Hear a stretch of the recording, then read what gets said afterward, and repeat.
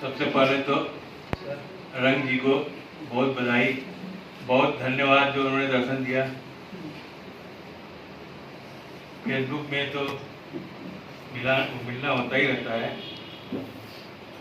एक प्रयोग करते हैं, एक व्यंग सुनाते हैं, व्यंगालेख। हम एक गजल तरन्नुम में गाई जाने वाली गजल से कम समय लेंगे, मिलेगा।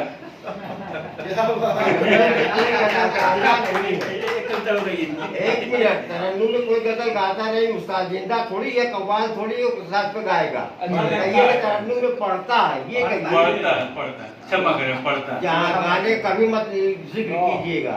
क्या बात, वो तबला सारंगी पे नहीं गाता है।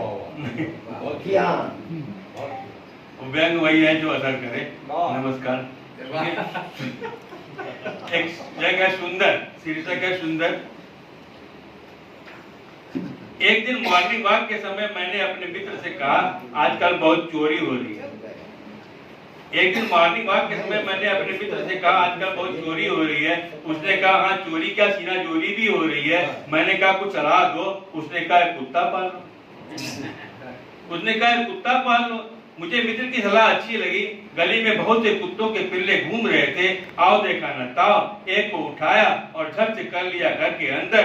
बच्चे देखकर खुश हुए, बोले सुंदर है। मैंने उसका नाम भी रख दिया सुंदर। दूसरे दिन मैंने अपने मित्र से कहा, तुमने सलाह दिया, मैंने मान लिया। तुमने सुना, मैंने एक कुत्ता पाल लिया। दूसरे दिन मैंने अपने मित्र से कहा, तुमने सलाह दिया, मैंने मान लिया। तुमने सुना, मैंने एक कुत्ता पाल लिया। दोस्त को आश्चर्य हुआ, अच्छा विलायती है। दोस्त को आश्चर्य हुआ, अच्छा विलायती है। मैंने गर्व से कहा, नहीं देसी है। उसने बुरा सा मुंह बनाया, देसी कुत्ता, वह भी देसी। मैंने पूछा, क्यों? देसी स्वामी भक्त नहीं होते। मैंने कहा, पूछा, क्यों देसी स्वामी भक्त नहीं होते?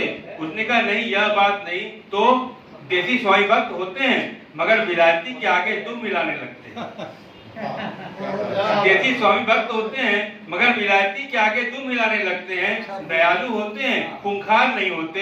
चोर और पड़ोसी से बचने के लिए कुत्ता खूंखार होना चाहिए। खूंखार शब्द सुनकर मेरी आंखों के सामने उसकी पत्नी का चेहरा नाच गया। खूंखार शब्द सुनकर मेरी आंखों के सामने उसकी पत्नी का चेहरा नाच गया। मैंने मासूमियत से पूछा, तुम्हारी बीवी विलायती है? मैंने मासूमियत से पूछा, तुम्हारी बीवी विलायती है? सुनकर वो नाराज हो गया। तुम कहना क्या चाहते हो? मेरी बीवी खूंखार है। काफी देर बाद बोला, बीवी देसी ही ठीक है, मगर कुत्ता विलायती होना चाहिए। दोगली नस्ल का मिल जाए तो और भी अच्छा।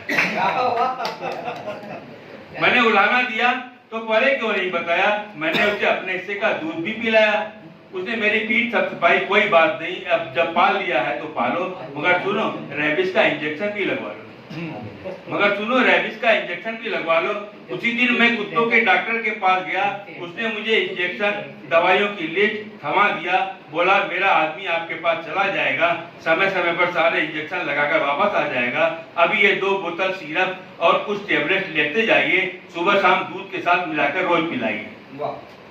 मैंने पूछा, अच्छा कितना हुआ? ज्यादा नहीं, अभी तो सिर्फ 1000 ही हुआ। दाम सुनकर मेरा माथा ठनका, थोड़ा चीखा थोड़ा छनका, हे राम, ये कुत्ते की दवाइयों के इतने दाम। डॉक्टर बोला, क्या जबड़े से बता, एक शेर खोला, इब्तिदाई इश्क है होता है क्या, आगे आगे देखिए होता है। क्या बात है। क्या समझते हैं कुत्ते का पिल्ला आदमी के बच्चे से सस्ता होता है? क्या समझते हैं कुत्ते का पिल्ला आदमी के बच्चे से सस्ता होता है? जनाब, इसको पालने में ज्यादा खर्च होता है। मैं बुरी तरह फंस चुका था। 4 लोग मुझे इतने उपासपूर्ण नजरों से घूर रहे थे, मानो मुझे इतनी छोटी सी बात का भी ज्ञान नहीं। मैंने कांपते हाथों से पैसा बढ़ाया, दवाइयों से बड़ा पॉलिथीन उठाया और बिना कुछ बोले घर की ओर भारी कदमों से चलने लगा। रास्ते भर मेरी बड़ी बुद्धि मुझे धिक्कारती रही। मूर्ख क्या करता है, विलायती होता तो और बात थी, देसी पर इतना खर्च करता है। रास्ते भर मेरी अंतरात्मा मुझे समझाती रही, दवा दारू खान पान शिक्षण प्रशिक्षण का रखा जाए भरपूर ध्यान तो देसी भी हो सकते हैं विलायती से अच्छे, फिर चाहे कुत्ते के पिल्ले हों या गली में घूमते अनाथ लावारिस आदमी के बच्चे।